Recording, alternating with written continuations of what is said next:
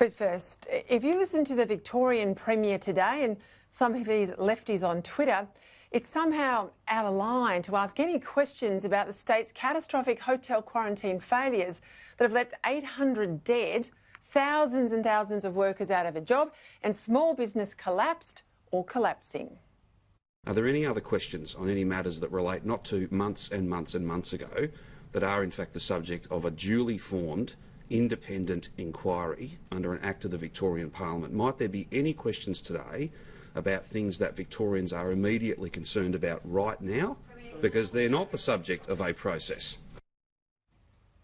But we are where we are tonight because of those actions his government took months and months and months ago. And they're relevant questions. How hotel quarantine was set up, who set it up, and all the incompetence around it. It matters. Hotel quarantine was the source of the second wave. And it all matters because of this utter failure of basic competence to source solid providers, run a contract process with some probity, set up the hotels. I mean, as I'm reading page after page of evidence out of this inquiry, this was always going to end up a train wreck. I mean, right from the very start, from the first day, that as soon as Daniel Andrews went it alone and used private security instead of police and ADF, lives literally were on the line. And tonight, the bloke who hasn't learned a thing, because 7 months on from these fateful events and decisions back in March, we're still in lockdown in Melbourne, stage 4 lockdowns, and it's clear the government has no confidence in its own contact tracing system to lift Melbourne's restrictions in line with other states. So what happens then? Well, the businesses stay shut. Melburnians, they're all locked up in their homes again tonight, and people are only getting angrier. In regional Victoria, the area around Shepparton specifically, there's a new outbreak that occurred in the past 10 days or so that the state's contact tracing team failed to get on top of early enough. And of course, yesterday we had people in Shep lining up for 7 hours or more just to get tested. Now, months ago, Daniel Andrews promised he'd fixed Victoria's contact tracing system. He said he'd sort out the testing. Remember those delays in Colac? You'll recall he sent people up to New South Wales to see how and why they were doing it so much better than Victoria. And still, Victorian officials only now this week are putting in place so-called third-tier tracing capabilities that have been operational in New South Wales for months and months. Now, based on his own roadmap, the test Daniel Andrews set for himself 6 weeks ago, the people of Melbourne, well, they should have been able to expect a return to some sort of COVID normal this weekend, or at least a stage stepping out of stage 4 lockdowns. And we've been in those lockdowns for 3 months now.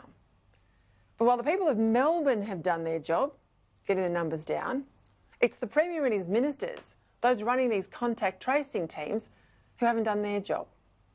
Right now, his so-called roadmap to recovery is in ruins, and so are businesses across the state. And it all could have been averted if he had just taken up the PM's offer of ADF support, exactly the same troop numbers as New South Wales and Queensland were offered and took up, and all of it backed up with an official order from the Chief of the Defence Force all those months ago. Here's the Premier today. So how did every other attendee at National Cabinet have a view that there was an offer of ADF, that they all read the CDF's advice about the stand-up order in the same way, and that they all took it up, and you were the only one who didn't read it that way and didn't take it up? Well, and now we're back where we started. We're back where we started. Can I put it to you, again with the greatest of respect, that you are in no position to make judgments about what everyone else at National Cabinet thought? Yet here's precisely what the Prime Minister said. You be the judge. The ADF will be there to put boots on the ground, to support them in their enforcement efforts, and I thank the ADF for their great support in turning up to this task. We believe these important actions are the most important we can take right now because of what you've done, Australia. See, I've worked out that the Premier likes to sort of try and twist and turn the media's words against him. He thinks it's artful sophistry. It's just stupidity. It's just stupidity. But then there's nothing like your own words to damn you. Here's their Dan. Because the Premier's own press release, here it is, Friday, March 27, could not have been clearer. It has also been agreed, says Daniel Andrews in that press release, that the Australian Defence Force will be engaged to support the implementation of these arrangements. But as the families of the dead know all too well, Daniel Andrews, you never followed through on that promise. Time and time and time again, Defence officers that were embedded in Emergency Management Victoria, they followed up on your so-called agreement in that press conference all those days ago, in that press release, and they pushed back, right? They pushed back and they asked you, when are you going to take the ADF offer up? And your people down in Emergency Management Victoria kept telling Canberra you had it all under control. And now you want to play some sort of word game in a press conference with me that you somehow sat in National Cabinet and you heard something different than every other Premier heard and they acted upon. Well, I'm sorry. The facts speak for themselves. So too does Australia's jobs data out today. Almost 40,000 jobs, 36,000 lost in Victoria in September on the back of 37,000 jobs lost in August. 73,000 people have lost their jobs in the last 2 months. Families, households, real people, not politicians and public servants on their protected high salaries. 73,000 people in this state in just 2 months alone. And in comparison, across the rest of Australia that didn't go it alone with dodgy security guards like Dan, a massive 172,000 new jobs were created. They are facts. They are facts. There are facts, there are facts, and then there's the Premier's spin on them. Two very different things. I mean, today you'd think he might have even apologised or even looked embarrassed for the way $30 million was shovelled out to one of these hotel security companies in under 6 hours. Unified Security, it's called, headed up by a bloke called David Millward, tied up in 2 other security outfits that have ended up in voluntary administration, owing millions to the creditors. Yet as soon as someone messaged him or someone mentioned on a text message, what do we do about security late on the Friday night? Someone said, what about Unified? Well, 1 minute later, literally, 1 minute later, it's there in the evidence. Okay, Unified are in.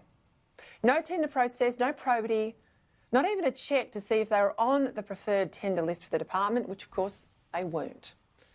By Saturday morning, the day after the March National Cabinet decision, well, this mob start negotiating with the Andrews government, and less than 6 hours later, bingo, they're in, ticked off by the Secretary of the Jobs Department, and by midnight, they're working at Melbourne's first COVID hotel. $10 million a month. $10 million a month. All signed off in under 6 hours. I mean, you couldn't even get away with that if you were the treasurer at your daughter's netball club. This stinks to high heaven. I'm going to get to the bottom of it. I'm going to get to the bottom of it. And I want to know why a very senior bureaucrat who knows the procurement rules better than anyone operated as he did. But as bad as he was to sign off that contract with none of the usual probity around a $30 million spend, for the minister responsible, Martin Pakula, it's worse.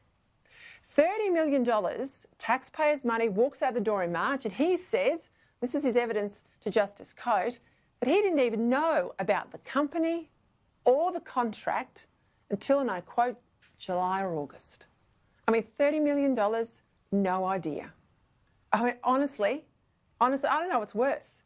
A minister who's asleep at the wheel in clear breach of his responsibilities, or a departmental chief acting without his minister's authorisation. I mean, this government, honestly, it is a basket case.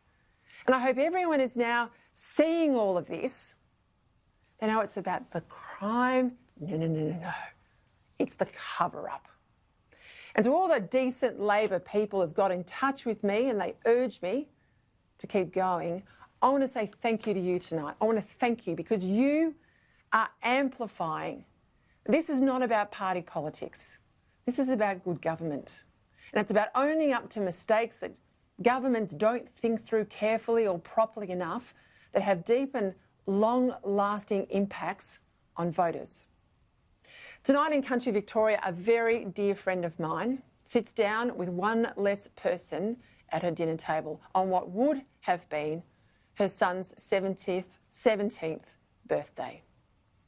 He was a casualty of the loneliness and the mental anguish this lockdown caused.